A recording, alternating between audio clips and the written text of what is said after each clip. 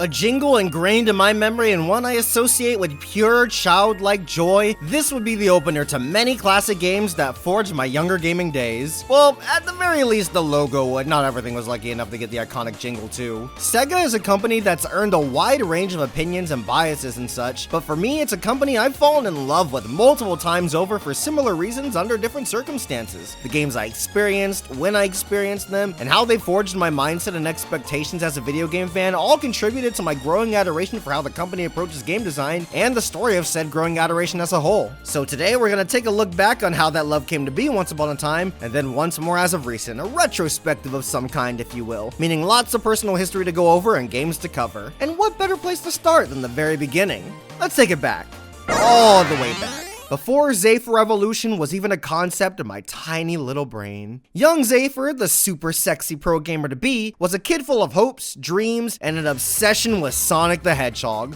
I wouldn't just play every game starring the Blue Blur, but experience anything even remotely connected with him. I'd watch the shows, read the comics, look at YouTube videos about him, which thankfully led me to stuff like Mario Bros. Z and not the other crazy nonsense going around the internet at the time. I'd wear clothes with a silly little face slapped onto them. It was a lot. No wonder barely anyone I knew at that time is still my friend to this day. And even more embarrassing, I wrote fan fiction about Sonic, which a lot of you are probably cringing at, but it did ultimately get me into writing, which I still do a ton of today. Not just in terms of YouTube scripts, by the way, but with my own original stories I hope to make public someday. But in regards to, well, this, the very first countdown I ever made was my top 10 Sonic games. It was on a different channel I made before this one though, and I deleted it in the past as well, so you aren't gonna find it. Oh well, in a way, without Sonic, ZaffreRevolution might not exist. Whether that's a good thing or not, I'll leave up to you, but the fact remains factual. Some of you may be surprised to hear about this once-had obsession since I don't really talk about Sonic all that much on the channel, but I do still love the Blue Blur to this day, for many of the same reasons I grew attached to him in the first place. Classic Sonic was where I got into the series as a result of the multiple collections at the time, with my specific compilation gateway being Sonic Mega Collection Plus, and they would not stop kicking my ass. The classic games are fairly tough if we're being honest, and have a lot for newcomers to figure out, with many people simply choosing to claw their way from beginning to end without getting accustomed to the flow and physics of these games, which makes for an all-around unsatisfying experience.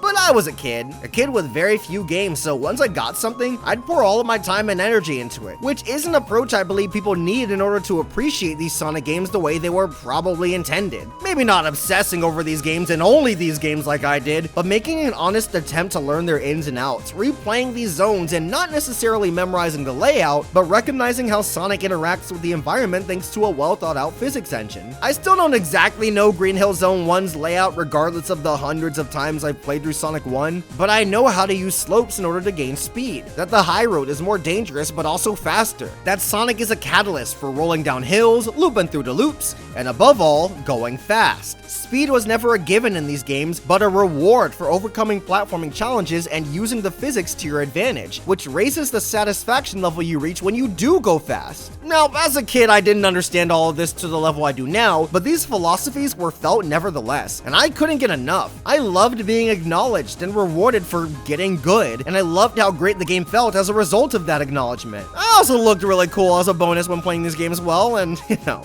that was always nice. Speaking of cool, the character that was Sonic the Hedgehog captivated me to an endless degree. His design, attitude, and longing for freedom all culminated in a character that stole my heart. Sonic was the most badass guy in the world to young Zaffer. He was my hero. I love this whole cast as a matter of fact. So many unique, fun characters to grow attached to and see interact with one another, though I'll always be impartial to the core trio.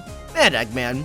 And Blaze. Dude, Blaze is awesome. I hope the series starts using her in more things. I really like her. As a result of loving the characters along with the core gameplay, this multimedia franchise easily sucked this sucker in and led me to other beloved Sega IPs. At least it would give me the biggest push, but it wasn't alone in the quest to forge a new Sega fan. After all, I also had Super Monkey Ball, baby! Super Monkey Ball, for those unfortunately unaware, is a series made up of simple games where your goal is to tilt the stage and guide your monkey of choice through short, well-designed levels at max, taking 60 seconds to complete. It's straight to the point, addicting, and hella replayable, not only due to its fun factor, but genius game design with a surprising amount of depth and techniques. Sound familiar? Monkey Ball once again brings an easy to understand and well-made physics engine to the table, where proper utility of it can allow for tricky maneuvers and speed, heightening the game's already tall fun factor factor and encouraging players to come back over and over in order to try out new things. And that's exactly what I did, especially with Monkey Ball 2, since that game had even more levels to mess around in. Most of which being in the new story mode, which did away with lives, truly allowing players to experiment with how they approach these stages. It even had cutscenes and a ridiculous story to follow along. Why? Why not? This game in particular is still one of my all-time favorites. I replayed it like 4 times last year to celebrate Banana Mania. Can you believe that game's real? Can you believe Monkey Ball's good again? Sorry, getting off topic. These two games subconsciously formed a lot of my expectations in terms of what I look for in games. I mean, take a shot every time you hear some variation of skill mastery being a positive factor in my reviews or anything of the such. Both classic Sonic and Monkey Ball are games designed to be approachable and easy to understand, sure, but the real depth and enjoyment comes from the player putting in an effort to really get what every game's going for. As such, there are many moments that can lead to frustration as a result of not getting these games' intricacies, a conundrum some refer to as the Sega learning curve. But on the other hand, man, figuring out these games feels so good. And again, the games get so much better and more enjoyable as a direct result. Like I said, these are all things I didn't exactly understand or know how to put into words back then, but the factors still played a hand in making me a fan of both series and have mattered in terms of what I look for even all of these years later. And so I kept on playing, mostly keeping up with Sonic because unfortunately, it'd be a while before Monkey Ball got good again, but that was okay. Not like I only played the Sonic series, but in regards to this Sega journey, he was kinda all I had for a while. I eventually got to some of the weirder titles through Gems collection, but not gonna lie, I still love the 3 stars of this strange show. CD is such a different approach to the way classic Sonic's designed, but I enjoy it for what it is, if not a bit less than the main 3. Sonic the Fighters is simple fun that I don't mind popping in every other blue moon, and Sonic R is great. I'm tired of the slander. Banger visuals, banger tracks, and a bangin' soundtrack. Don't worry, Sonic R apologists, I'm right there with you. These collections had a few neat unlockables too, with some being entire new games, and I thought that was awesome. What was even cooler was that these weren't even Sonic games, but separate titles that were released on the Genesis. I only unlocked Comic Zone and Mega Collection Plus. I don't like Comic Zone, but ayo, Gems Collection had Vectorman, that game kicks ass. So much ass that it got me curious about Sega's other properties. I mean, I love Sonic and Monkey Ball, surely they've got other bangers, right? An unknown road for sure, but this is why collections are so great. I can try a bunch of games for the price of one, so even if only a few click with me, I feel as if I got my money's worth. Besides, Sonic's on the front cover and he'd never steer me wrong. I am, of course, referring to Sonic's Ultimate Genesis Collection. Ultimate, huh? Couldn't have picked a better adjective myself. In retrospect, this collection isn't all that great. The forced borders are an eyesore, the visuals aren't as sharp as I would like even when turning off the disgusting smoothing feature, and there aren't many options in terms of visual adjustments or quality of life features you'd see in other ports of collections today or even around the same time this originally released. Nowadays, I'd rather go for specific ports and re-releases for more faithful replications and a larger amount of options, hence why I'm using those other ports footage for this segment of the video. I definitely don't think this collection is the bestest thing ever like I used to, but this is a retrospective and about highlighting how I used to feel about these things alongside more modern takes, and young Zaffer thought that this was the bestest thing ever. 40 games right off the bat. That's kind of insane. There was so much here that I had to get out of my Sonic comfort zone, and boy, am I glad that I did. First and foremost, the Streets of Rage trilogy. These were my introduction to beat 'em ups, and to this day, they remain some of my favorites. The style, combat options, different characters' playstyles, and those soundtracks, oh my god, the music aged like fine wine. Fine wine. And they were 2-player co-op, hell yeah! I would play these games with my brother and best friends so often, and we all loved it. They're simple to grasp, but have little nuances and quirks that just click. Such great games that anyone can quickly get the hang of, which is a testament to how well crafted they are. Matter of fact, most of these games on the collection are co-op, and that was one of the best parts about it. You've got stuff like Bonanza Bros, the Golden Axe trilogy, and Alien Syndrome along with many others. Didn't spend a bunch of time on all of them, but they were still at least slightly enjoyable, and my memories with them are fun. Then we had games such as Shining Force introducing me to strategy RPGs, Dynamite Heady being the imaginative, chaotic game it is, Rice Star rules, Alex Kidd was fine, I guess. Comic Zone was bad in Mega Collection Plus and is still bad here, and Altered Beast! Miss! This game is so bad. Why does Sega insist on constantly bringing it back in Genesis collections? Even when I was an impressionable, easy-to-please kid, I knew this crap was ass. The game can be beaten in around half an hour, but that's time you can spend doing literally anything else, and it'd probably be time better spent. Terrible game, lame out of 10, would not recommend. No, wait, actually play it, but in whatever Genesis collection you want, just so we can make fun of it. Okay, so clearly not everything was a winner here, but most of it was. There's a reason I've got a ballroom blitz through a lot of the featured titles, because if I highlighted every game I enjoyed, we'd be here all day. So in terms of pure game picks, this collection's a certified banger. And the best part, the list of 40 games gets even longer when you complete certain challenges in a few of the titles. That's right, baby, unlockable games. Why don't compilations do this anymore? It's amazing. Lots of solid picks too, and all of them stem from other platforms like the Master System and arcades. What a deal! With the former especially, this collection has the complete classic Phantasy Star quadrilogy. And while they weren't clicking for me at the time, even I could respect this collection having 4 full RPGs, let alone a whole series. What did click for me back then, however, were the arcade titles, specifically Space Harrier. I really enjoyed that one. All in all, this collection was enough to satisfy my gaming sessions for a long ass time. I was so happy to have so many games, good games at that, and they shaped so much of my love for the company. But the final nail in the coffin that solidified me as a certified Sega fanboy was another game that celebrated this company's legacy, arguably more so than the Ultimate Genesis collection. What game am I talking about? Sonic and Sega All-Stars Racing!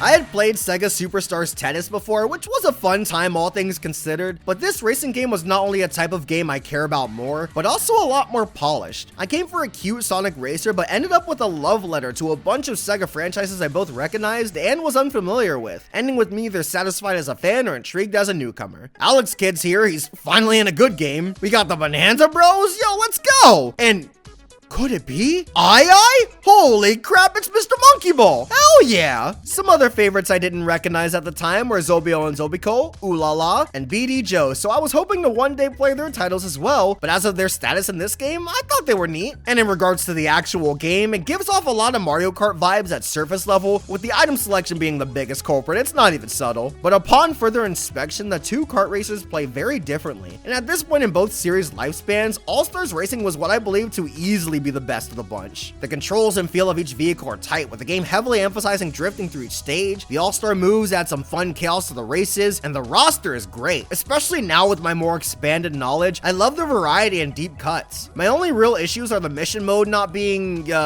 good, some balancing issues with a few of the characters, and the courses are a bit bland. I'm not crazy about how the game uses similar stage themes multiple times over. I prefer to have a bit more variety. But when you get down to it, the core of this racer is incredibly solid and provided me with hours of entertainment. It was a hell of a party trick too, since it's a kart racer with simple to grasp mechanics. Multiplayer split screen in this game goes crazy, even to this day. Above everything, the fan service in this game is wild. Again, even if I didn't quite catch or understand every reference, the love for this company's legacy could still be felt. It was infectious. I mean, it got me after all. This was the game where I sat back and decided that, yeah, I'm a Sega fan, this company rules, and I would love to experience even more of what they have to offer. And that's exactly what I did. The games I had gotten into around this time were Gunstar Heroes, a great side-scrolling shooter that I couldn't beat at the time because of this green prick, Guardian Heroes, an incredibly niche Saturn beat-em-up with baller music and branching paths punctuated by an interesting 3-point combat system, and Jet Set Radio, a game that oozes style with its cell shading, music, and graffiti painting goodness. Out of the three, that last one was my favorite both back then and today. Jet Set Radio still brings the heat. Would love to play the sequel, but it's trapped on the original Xbox, which my computer can't emulate well for whatever reason, and Sega refuses to re-release it. No, I'm not bitter.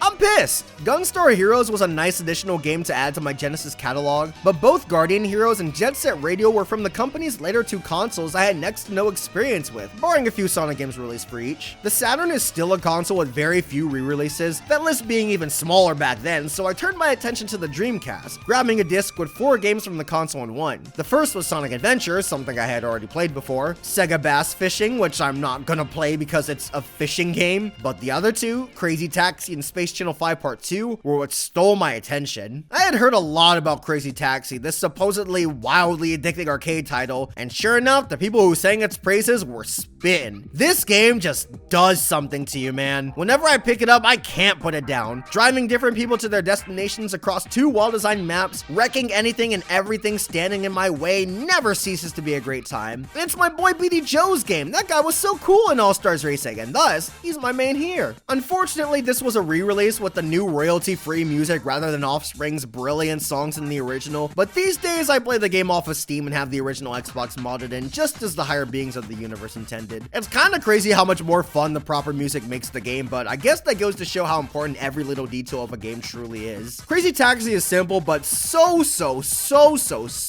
much fun. And sometimes, that's all you need. One of Sega's best arcade titles, might even be my favorite. And Space Channel 5 Part 2? Space Channel 5 Part 2? This is, to this day, my favorite rhythm game. It's got a ridiculous story I love so very much. Ulala's aura is captivating due to her great design, animations, and perfect voice, and the music is outrageously solid. The game never ceases to entertain, never being able to stop throwing new scenarios, ideas, twists, and characters at you. With special mention to my girl. It's me, Pudding! Yeah, it is! Both games are super short, with Crazy Taxi literally just being an arcade game on console, and Space Channel 5 Part 2 being somewhere around the 90-minute mark without skipping any cutscenes, but they're both so easy to come back to, so replayable. Thus, that's exactly what I would do with them, loving the games more and more every time. Just like with classic Sonic, just like with Monkey Ball, just like with pretty much every major Sega game I had been enjoying the most up to this point. The games get better upon replays. I get better at the games as a result of grasping their more intimate design choices. I'm able to get over the Sega learning curve. The games get more fun. Among all of this company's wild ideas, that remains the consistent quirk, and it's why these games kept clicking back to back, with these two being no exception. Space Channel 5 isn't just a stylish headbanging rhythm game, but also kinda unforgiving and expects masterful short-term memorization and recognition of more complex rhythm patterns in later stages. Which was hard at first, but I got better over time and learned what I needed in order to succeed. Crazy Taxi had a few customers that seemed impossible at the time, but when I figured out how to properly boost, drift, and brake into their destinations, I was able to not just do those same troublemaking customers later on, but at blinding speeds to earn an even higher score and rank. The games got better as I kept coming back because of my increasing skill, with the titles in question rewarding me for just that, and I wanted to come back because the games on a surface level were already really fun. The games and the company that made them, they just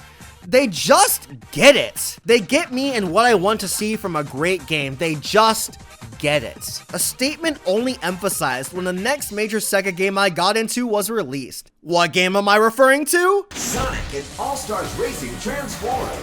A game that would become my favorite kart racer, period. At least until Mario Kart 8 Deluxe, but this one held the title for a long while. It was interesting coming to the next big Sega crossover having a larger scope of what the companies produced, as many references I wouldn't have gotten otherwise were able to service this fan well. The roster this time around is a bit odd and probably my biggest issue with the game, along with items being super lame for whatever reason, but that problem ironically leads to my favorite aspect of Transformed, its reliance and emphasis on player skill. This is a racer where it truly feels like the best player wins every time, which does make it a lot less applicable as a party game than the first one, but a lot more fun to play with people who actually know what they're doing and with the smarter CPUs. The game proves itself to be challenging in many instances, but you can win with proper utilization of the more advanced mechanics like boost evasion and course knowledge in order to breeze through shortcuts. Oh, the course design, one of the strongest aspects of this whole game. Due to the transformed part of Sonic and All-Stars Racing Transform, you race not only on the road, but in the sky and on the water, allowing for more diverse, interesting tracks. Hell, that's taken even further than I could have imagined because the courses themselves transform over the 3 laps. One can have you primarily as a car, the next on a boat, and then finally in the air. It really just depends on the course itself, meaning each lap can feel like an entirely different track, and I love that sense of unpredictability and complexity. The controls are tighter than ever, the track list is more diverse on top of courses being better designed than the first game, and the mission mode is a lot better than last time, even if I still don't really like it. One day we'll get a Sega kart racer with a decent mission selection. It's 2022 and I'm still waiting.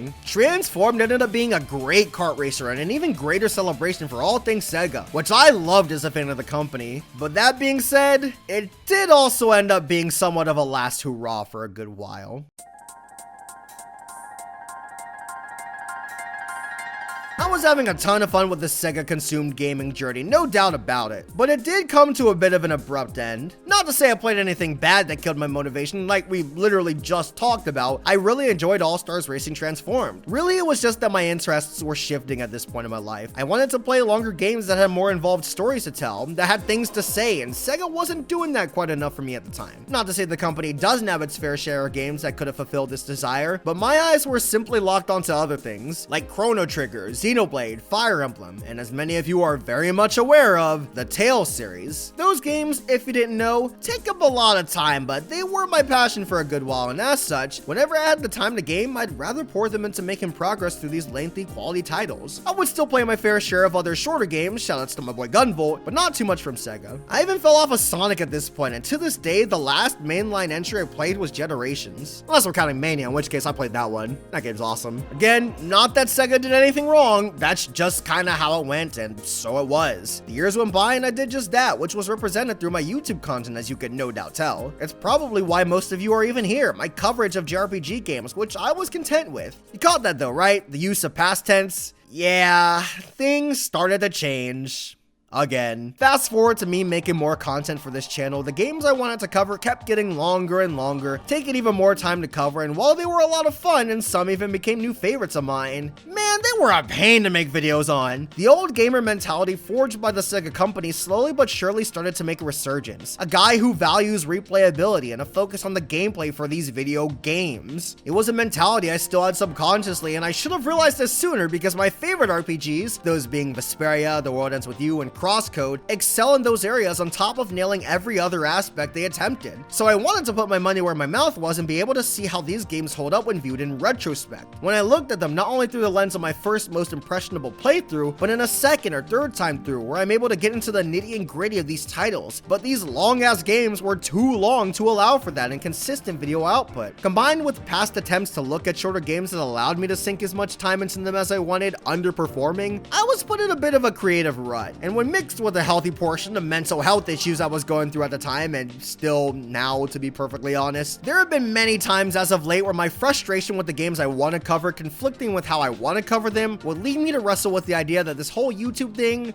might not be worth it anymore. And that was something that would happen multiple times, constantly. YouTube life was not kind to me for a good minute, I'll tell you what. Then, one day, there was yet another Steam sale. I looked through what games had their price dropped, and a lot of Sega titles did, including the PC port of Sonic and All-Stars Racing Transformed. I hadn't played the game in years up to this point, and it was super cheap, so I thought, why not? I bought the game, played it, and played it, played it, and played and played and played, falling in love with it all over again. I was hit by this game's fan service, references, and love to the company like a wave, all of which combined with my nostalgia toward the title, making moments hit much harder than was probably intended. Remember kids, this game's coming up on its 10-year anniversary. I had to find that out, so you do too. This game, on top of still being really good, ended up as a reminder for why I was once so infatuated with this company, and made me want to give some of their older titles I loved another revisit, and their games I once didn't care for another chance. Ironic, isn't it? The game that once marked the end of my Sega relationship ended up being the title that rekindled it. Life's so weird, man. I don't always like it, but it's interesting. Anyway, a good amount of these games were replayed on Steam, like Jet Set Radio, just as good as I remembered, Crazy Taxi, even better than I remembered, Space Channel 5 Part 2, way better than I remembered, and the Sonic Adventure games. No comments. Also, Monkey Ball's back, and it's good again. Let's freaking go. Super Monkey Ball Banana Mania is so damn good, dude. It's such a convenient way to experience these classic levels in a new way. And I love booting it up for quick play sessions, just like the original games. Actually, on that note, a lot of their IPs have been making a return. It's pretty cool to see. Streets of Rage 4 is a thing that exists. Isn't that crazy? Then there's House of the Dead, Alex Kidd, Panzer Dragoon. It's a great time to be a Sega fan, perfect for my return to the company. I've been playing a lot of the IP revivals, deeply enjoying both Panzer Dragoon and House of the Dead specifically, and would love to see more. The majority of my time getting back into the company, however, has been spent experiencing their legacy titles. On top of, you know, special means, Sega still brings the heat with packed collections like the Genesis Mega Drive classics, but I much prefer their new habit of giving games their own dedicated re-releases in order to preserve them in the best way possible. A lot of this is thanks to M2 and their Sega Ages releases, which I got a ton of on the Switch. This has allowed me to play many of their arcade titles, finding a new favorite in Outrun, and I even got to properly experience the original original Phantasy Star. Remember how this and the other games didn't click with me back on the Ultimate Genesis collection? Well, surprise, they did recently, as I've not only played the original but the PS2 remake as well, more or less back to back. And I'm starting to play the second game, with my plan being to experience both the original and its remake, as well as the rest of the classic quadrilogy. These games have been awesome, and I've heard great things about the next entries, especially that fourth one. People have been gassing it up like crazy. But wait a minute, you interject, isn't Phantasy Star an RPG? What the heck, Mr. Revolution? I thought you were tired of those. Well, yeah, I am pretty burnt out, but this is a Sega RPG, and as such, the Sega-isms bleed into the experience. A focus on replayability and gameplay,